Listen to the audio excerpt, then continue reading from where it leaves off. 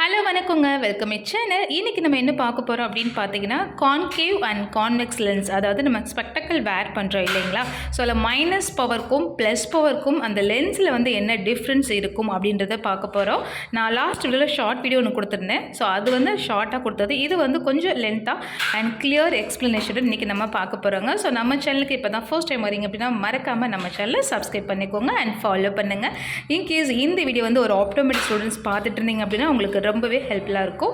And கண்ணாடி use பண்ணவங்களுக்கு நீங்கள் ஹாஸ்பிட்டலுக்கு செக்அப் போகிறீங்க அப்படிங்கும்போது உங்களுக்கு வந்து ஈஸியாக வந்து ஐடென்டிஃபை பண்ணுறதுக்கு ரொம்ப ஹெல்ப்ஃபுல்லாக இருக்கும். ஸோ வீடியோவை மறக்காமல் ஃபாலோ பண்ணிக்கோங்க. வீடியோ பிடிச்சிருந்ததுன்னா லைக் பண்ணுங்கள் எண்டிங்கில்.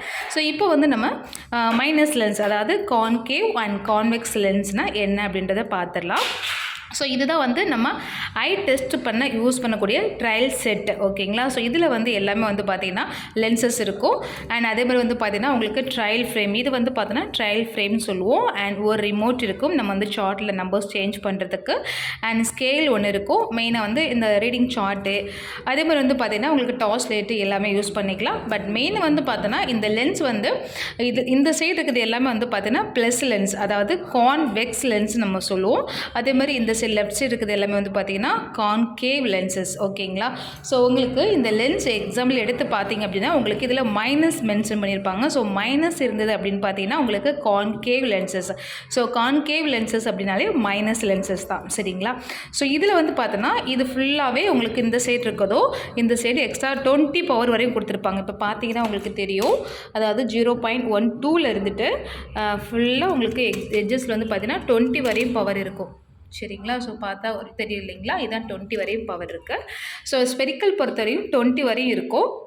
அதே மாதிரி இது வந்து பார்த்தோன்னா உங்களுக்கு சிலிண்ட்ரிக்கல் சொல்லுவோம்.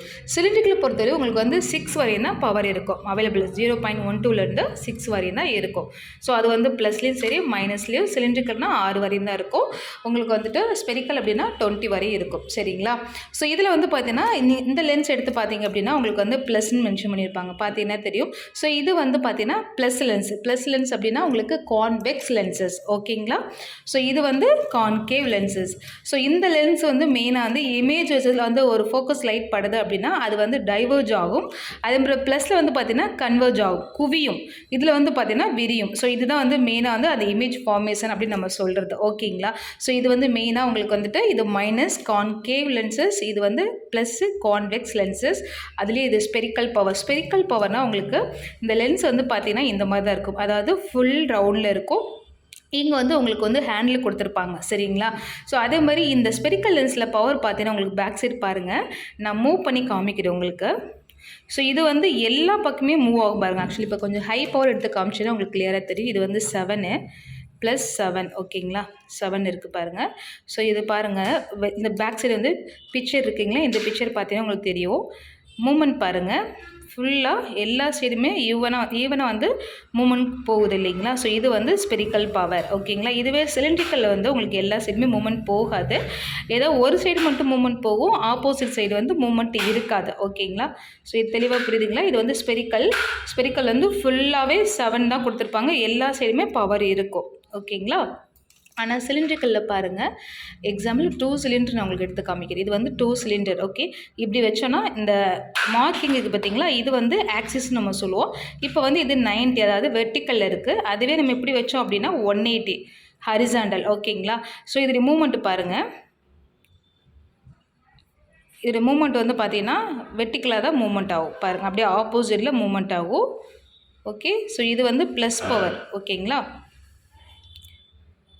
இதே இந்த சைடு பாருங்கள் மூமெண்ட்டே இருக்காது. ஸோ ஏதாவது ஒரு சைடு மட்டும் தான் உங்களுக்கு மூமெண்ட் இருக்கும். இதுதான் வந்து பார்த்தீங்கன்னா சிலிண்ட்ரிக்கல் பவர். நீங்கள் நார்மலாக ஸ்பெக்ஸ் வேர் பண்ணிக்கிறவங்க அதை ரிமூவ் பண்ணி நீங்கள் பார்த்தீங்கன்னா எல்லா சைடுமே மூமெண்ட் ஆகுது அப்படின்னா அது வந்து ஸ்பெரிக்கல் பவர். ஒரு சைடு மூமெண்ட் இருக்குது, ஒரு சைடு மூமெண்ட் இல்லை அப்படின்னா அது வந்து சிலிண்ட்ரிக்கல் பவர், சரிங்களா? ஸோ இப்போ வந்து ஓவரலாக தான் உங்களுக்கு மெயினாக நான் சொல்கிறேன். நெக்ஸ்ட் வந்து நம்ம தனித்தனியாக வந்து சிலிண்ட்ரிக்கல் பவர் மூமெண்ட்லாம் எப்படி இருக்கும், எப்படி கண்டுபிடிக்கிறது இன்னும் ஈஸியாக அப்படின்றப்ப நான் உங்களுக்கு கண்டிப்பாக ஃபைனல் பண்ணுறேன்.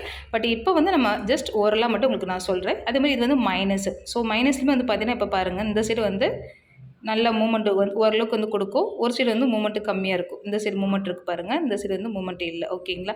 ஸோ இந்த மாதிரி தான் ஏதாவது ஒரு சைடு மட்டும் மூமெண்ட் இருக்கும். அதை நான் நெக்ஸ்ட் வந்து தெளிவாக உங்களுக்கு வந்து எப்படின்றத காமிக்கிறேன், சரிங்களா? ஸோ இப்போ வந்து மெயினாக வந்து நீங்கள் இது மட்டும் தெரிஞ்சுக்கிட்டீங்க அப்படின்னாலே ஓகே தான்.